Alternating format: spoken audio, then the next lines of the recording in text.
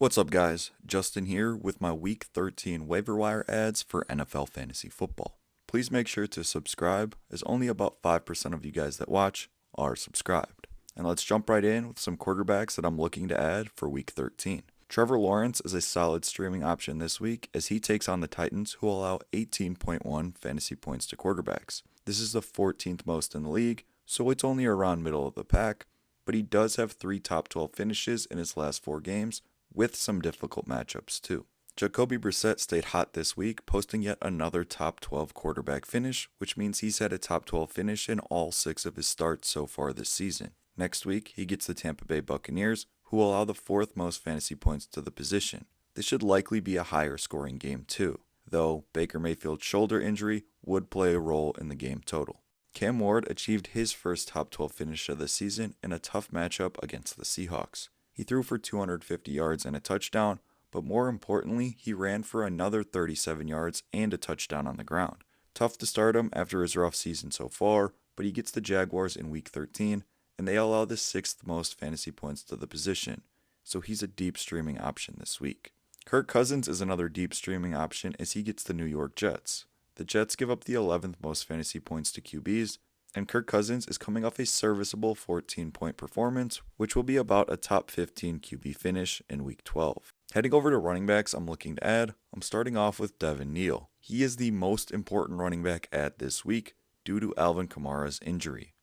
Kamara left early in the game with what appears to be an MCL sprain that could sideline him for a few weeks. In his absence, Neal touched the ball 12 times, scoring 11 fantasy points. Taysom Hill definitely undercuts Neal's potential, but he should be a must-add regardless. Isaiah Pacheco's ownership has dipped under 60% due to his injury. I'm not sure if he will play in Week 13, especially because they play on Thanksgiving, which is Thursday. But if he does, he gets a very favorable matchup against the Cowboys, who give up the 5th most fantasy points to opposing running backs. If he isn't good to go for Week 13, he should still be owned as he is a piece of the Chiefs' offense. Devin Singletary has seen 16 and 14 rush attempts in his last 2 games. He does get a tough matchup against the Patriots defense in Week 13, and he has a bye in Week 14, but he gets the Commanders in Week 15. Washington allows the 9th most fantasy points to the position. He could be an option for running back needy teams heading into the fantasy playoffs. Tyler Algier finds himself on this list once again, as he saw 12 rush attempts this past week. He's one of the top handcuffs in the NFL, and he provides some standalone value too.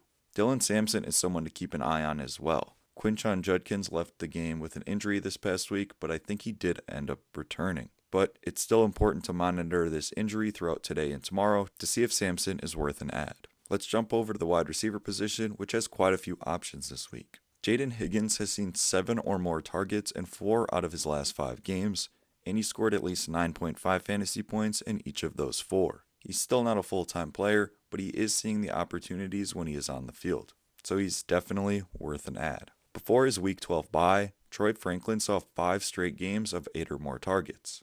Now the catches aren't all there, but in those 5 games, he was at 12 or more fantasy points in 4 of them.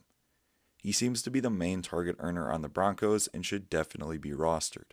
Darius Slayton put up a stinker in Week 12, only catching 1 pass, but in his 2 games prior, he had 11.2 and 12.9 fantasy points.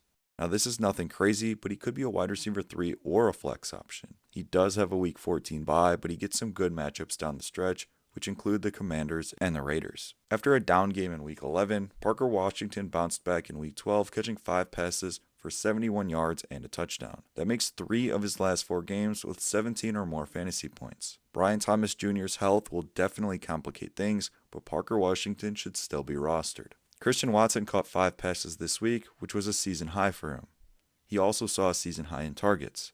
He's had 3 top 30 finishes in his 5 games so far this season, with a wide receiver 6 finish. He could also be another solid wide receiver 3 or flex option. Shamir Dyke could be a streaming option along with Cam Ward this week. In Week 12, he had 5 catches for 44 yards and a touchdown. He has also had 2 special teams touchdowns in his last 3 games, which count toward his fantasy production.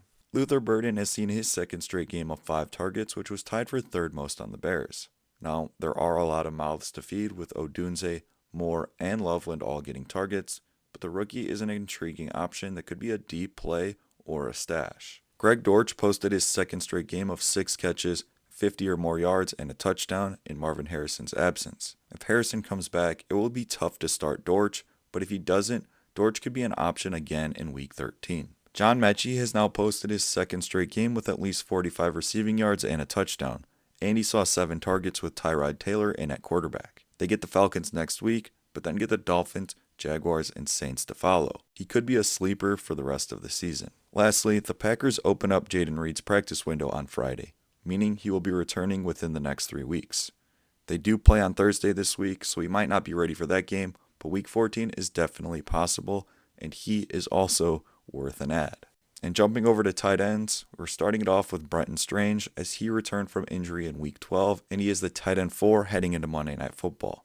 He caught 5 passes for 93 yards and is now a must-add as a potential top 12 tight end for the rest of the season. He gets the Colts twice to end the year, who will allow the 6th most fantasy points to tight ends too. Harold Fannin saw 6 targets from Shadur Sanders this past week, catching 4 of them for 40 yards. Now, it's nothing outstanding, but it's nice to see he still has a solid role with Sanders in at quarterback. Next week, the Browns get the 49ers, who will allow the 7th most fantasy points to the position. Dalton Schultz is coming off a down game versus the best defense in the NFL against the tight end position. Prior to this game, Schultz has seen 6 or more targets in 7 of his last 8 games. He still had 4 targets in Week 12 too, but only caught 1 of them. The tight end 11 on the year should absolutely be rostered. Theo Johnson has seen 4 or more targets in every single game this season since Week 3, and he's the tight end 10 for Week 12 heading into Monday Night Football. He has done this with both Dart and Jameis in at quarterback too, and he's the tight end 10 on the year, though he hasn't had his bye yet. Regardless, he should probably still be rostered. Colston Loveland's ownership is still under 60%, even after posting 6 straight games of 4 or more targets. And as of now, he's the tight end 3 for Week 12. Go ahead and grab him too. Lastly, I want to mention Darren Waller. He is currently on R, but I think he is getting close to returning. And he has a phenomenal playoff schedule consisting of the Steelers and the Bengals, who are both bottom 4 in points allowed to the position, so make sure you go ahead and grab him and throw him on your IR spot if you have it open. And lastly, some defenses I'd be targeting this week include the Seahawks at home against the Vikings, the Jaguars at the Titans, the Rams at the Panthers, the Chargers at home against the Raiders, the Broncos at the Commanders, the 49ers at the Browns, the Ravens at home against the Bengals, and the Falcons at the Jets. Thank you guys for watching this video. Drop any questions you guys have in the comments, and make sure to click subscribe.